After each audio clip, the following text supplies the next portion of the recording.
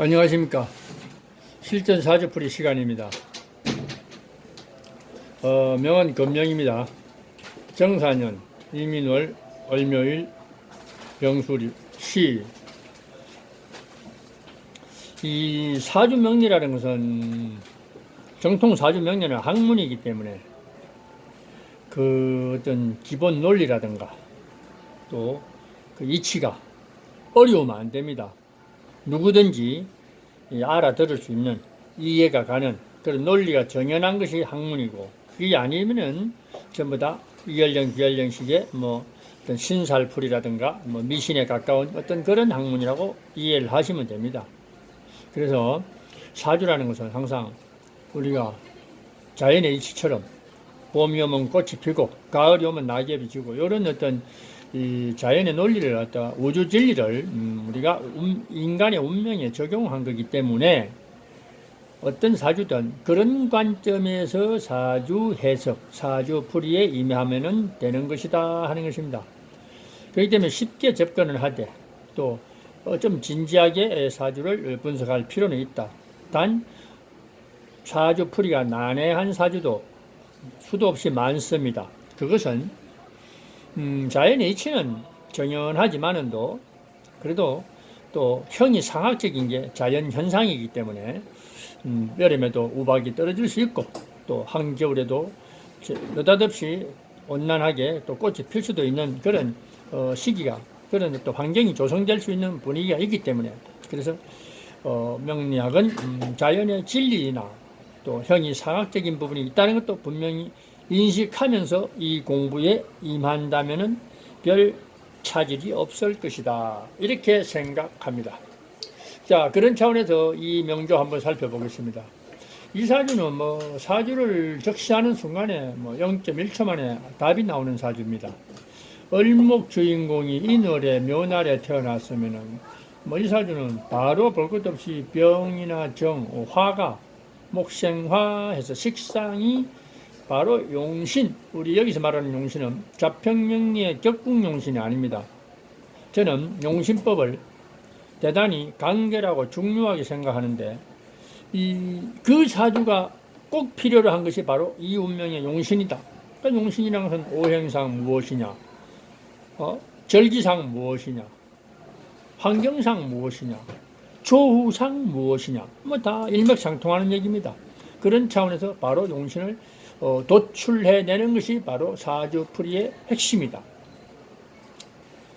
팔자를 놓고 조상을 논하고 육신골육을 논하고 사사로운 성격이 어떻고 저떻고 논하고 신살이 있어서 무슨 살이 수백 가지도 되는 그런 살을 논하고, 이런 식의 공부는 한가할 때 재미삼아 응용해 보는 것이지, 팔자풀이를 하는데 주체가 무엇이고 그根이 뿌리가 무엇이고 전체적인 상황이 어떤가, 이걸 보고 사주의 그릇을 보고 울로를 보는 것이지, 순서는 절대 어떤 신살이나 이런 거 가지고 사주에 접근하는 것은 이미 명리 공부의 어떤 가치를 상실한 것이다, 잘못된 것이다, 방법이 잘못된 것이다, 이렇게 봅니다.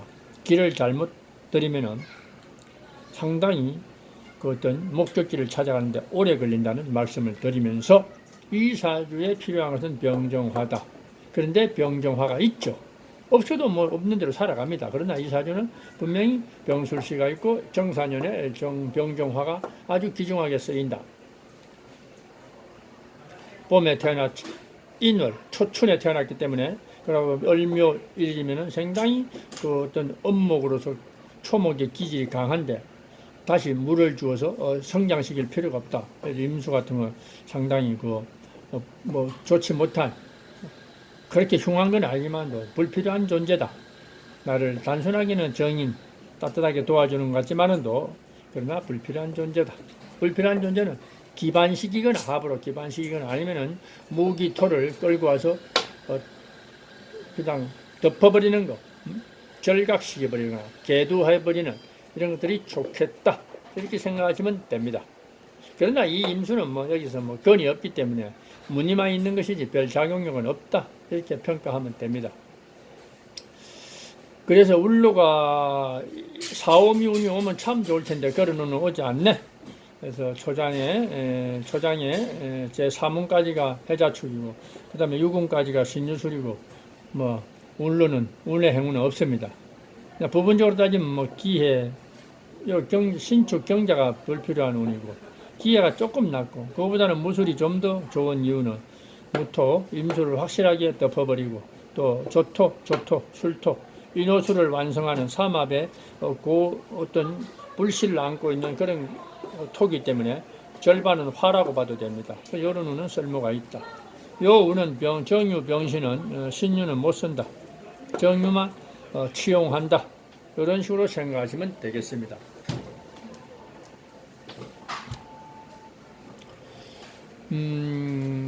그래서 뭐 이 사주는 뭐 그냥 단박에 아주 단순하게 아주 초보자도 한 번에 알 수 있는 그런 명조가 되었다라고 이렇게 보면 됩니다. 그리고 여기 있는 뭐 정림합이나 인사형이나 묘술합은 이 명조에는 크다란 영향력이 없습니다. 때로는 그 뭐 시신, 아주 용신, 길신이 뭐 합이 되든 충이 되든 형이 되면은 그 문제가 발생하는데 이 사주는 뭐 임수 있으나 마나 한 거고 정림합이 돼서 뭐 음란지합이 있다 이것도 말도 안 되는 얘기고 그냥 유정지합이라고 생각하면 됩니다. 우리가 유정지합은 좀 뭐 인간관계에 있어서 좀 유리한, 다정한, 유연한 그런 면을 가지고 있다. 유정지합과 반대되는 것도 무계합, 무정지합도 있죠. 좀 무정한 인연, 사상을 가지고 있다. 그러나 사람이 나쁜 것은 아니다라는 걸 명심해야 됩니다. 그 정도로 알고 계시면 되고, 여기 인사형은 뭐 별로 목생화의 분위기지, 뭐 여기 특별한 뭐 어떤 주석을 달 필요도 없고, 뭐 묘술합 역시도 마찬가지입니다. 뭐 어떤 합이라는 것은 우리가 유정함을 얘기하니까 간합이든 지합이든 다 그런 결속을 얘기하고 단결을 얘기하고 뭉침을 얘기하는 것이지 충보다는 100번 낫다.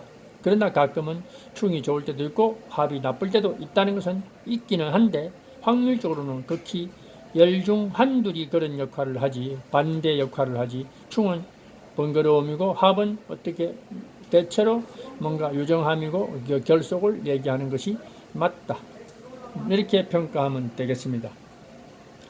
그리고 이제 단순하게 남자니까 처복을 본다면 일주비견 처복이 해롭죠. 왜냐하면 처의 자리도 내가 차지하고 있으니까 내 고집을 피우다 보면 처가 힘들어할 수 있겠죠. 또 월지 바탕이 또 어떤 등령 덕지를 했으니까 또 신강한 사주라고 하면 돼 일명. 그러나 을목 자체는 부드럽고 유연한 그런 어떤 인자를 가지고 있는 인격을 가진 사람이다.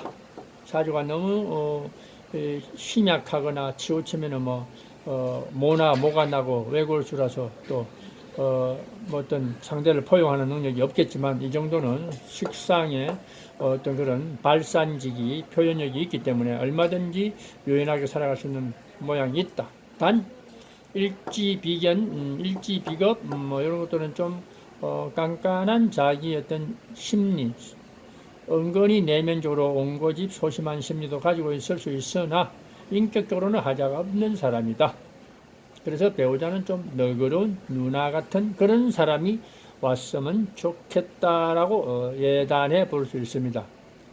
또 나머지 육친고륙에서 이제 남자는 관살이 자식인데 관살이 전무한 상태에서 여기서 뭐 사중에 경금이 자식이다 뭐 술중에 신금이 자식이다 이렇게 끄집어내도 되긴 되는데 뭐 전혀 그거 근거가 없는 건 아닙니다. 그러나 그거 미미하니까 또 뭐 그 자체를 논하기보다는 그냥 색상이 용신을 어떤 용신의 자리를 차지한 상태에서 관살은 우리가 맥이 없으니까 한마디로 매가리가 없으니까 아들 복은 좀 취약하다. 뭐 이런 정도로 우리가 예상을 하시는 것도 틀린 말은 아니겠습니다. 그 정도로 예측하시고 아들보다는 뭐 딸의 인연이 많구나. 아니면 아들, 딸 다 둔다 한다면은 아들 같은 경우는 조금 우리가 내가 좀 키우는데 양육하는데 애로사항이 있겠다. 그래서 그런 것들은 배우자한테 위임을 하고 나는 뭐 아빠로서 어떤 채통만 좀 지키는데 주력하면 되겠다라고 뭐 이렇게 상담을 할 수 있는 그런 정도로 예상하시면 될 것 같습니다. 그리고 이 사주의 유형은 뭐 을목이라는 인자는 원래 뭐 추동절이든 춘하절이든 거의 10중구는 병정화를 반긴다라는 거, 요거는 우리가 불문율에 거의 가까우니까 그렇게 인식을 하셔도 됩니다. 그래서 하다못해 을목은 여름에도 병정화를 유용하게 적절하게 쓴다라는 것까지도 우리가 인식을 하시면 됩니다. 특히 뭐 춘절은 말할 거 없고 또 추동절은 더더욱더 화가 더 귀하게 쓰인다는 것도 을목이라는 주인공에 있어서는 해당되는 그런 설명이라는 거 말씀드립니다.